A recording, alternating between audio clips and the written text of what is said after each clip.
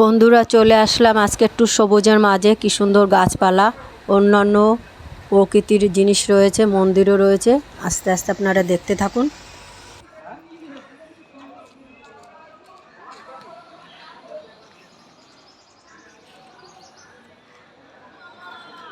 এটা হচ্ছে রাধা গোবিন্দর মন্দির আদ্যাপীঠে। আর ইনি হচ্ছে এখানে যখন বড় করে অনুষ্ঠান করা হয়, সুন্দর করে সাদা শিবলিঙ্গ রয়েছে, ওং লেখা রয়েছে, কত বড় একটা এরিয়া নিয়ে। দুর্দান্ত সেই মুহূর্ত দেখুন, আপনাদের দেখাচ্ছি।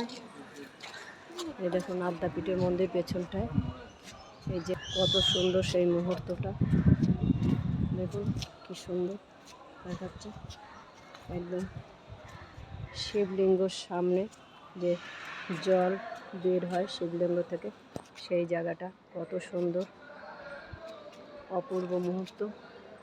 আশেপাশের পরিবেশ, ওই যে গাছপালা, ওই যে রাধা কৃষ্ণ মন্দির দেখা যাচ্ছে। এখন দুপুরবেলা, মন্দির বন্ধ, 2:30 বাজে। রাধা গোবিন্দর মন্দির।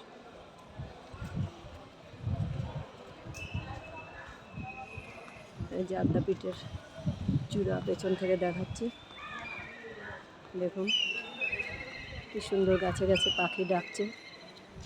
এই যে মায়ের মন্দির, আর এই যে সুন্দর গাছপালা, প্রকৃতিটা কত সুন্দর, অপূর্ব গাছপালা।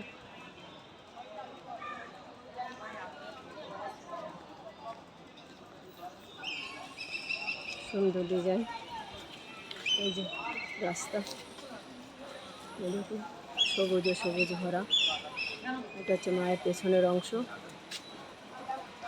এই সেই পুরনো নিম গাছ, মায়ের আদ্যা মায়ের পেছনে রয়েছে। এই সেই কাঁঠাল গাছ, গাছে কাঁঠালগুলো কীরকম সুন্দর হয়ে রয়েছে, সুন্দর ডিজাইন। দেখুন একটা শুয়ে রয়েছে, কি সুন্দর। এই যে আরও শুয়ে রয়েছে, এই যে আরও সেই বিখ্যাত, ওই যে বাবা, সেই বিখ্যাত নিম গাছ, সুতো দিয়ে পেঁচানো। এই দেখুন নন্দী নীল বসে রয়েছে। আমি সাইড থেকে তুললাম, তাই বাবার মুখ সামনে থেকে দেখাতে পাচ্ছি না।